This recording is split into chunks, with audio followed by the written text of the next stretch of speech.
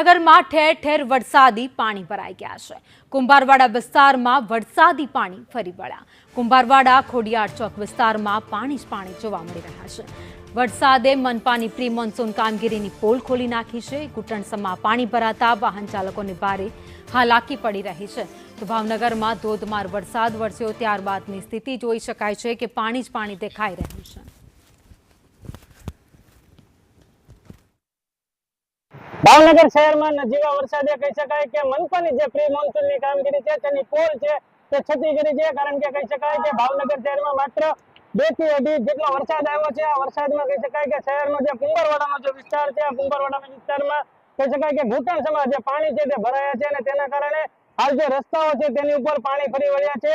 અંદાજિત 70 લાખ રૂપિયાનો ખર્ચો છે તે મનપા દ્વારા પ્રી મોન્સૂન કામગીરી પાછળ કરવામાં આવતો હોય છે અને તેના કારણે કહી શકાય કે જે રીતે રોડ રસ્તાઓ છે તેમાં પાણી ભરાવાની સમસ્યાઓ ન સર્જાય તેવા મનપાના જે અધિકારીઓ છે શાસક પક્ષો છે તેઓ દાવા કરતા હતા, પરંતુ આ દાવાઓ છે તે ખોટા સાબિત થયા છે। જે રીતે અહીંયા જે વાહન ચાલકો જે છે તે વરસતા વરસાદમાં પણ પાણી ભરાયેલા છે તેના કારણે વાહનોમાં પાણીની અંદરથી પોતાના વાહનો છે તે પસાર કરવા માટે થઈને મજબૂર બન્યા છે। અનેક વાહન ચાલકો છે જેમના વાહનો પણ બંધ થયા છે અને તેના કારણે કહી શકાય કે લોકો છે તે ભારે પરેશાનીનો સામનો છે તે કરી રહ્યા છે। ત્યારે કહી શકાય કે ભાવનગર મનપાનું જે પ્રી મોન્સૂનની કામગીરી જે દાવાઓ છે ત્યાં કુંભારવાડા વિસ્તારમાં પોકળ સાબિત થતા હોય તેવું સ્પષ્ટપણે લાગી રહ્યું છે।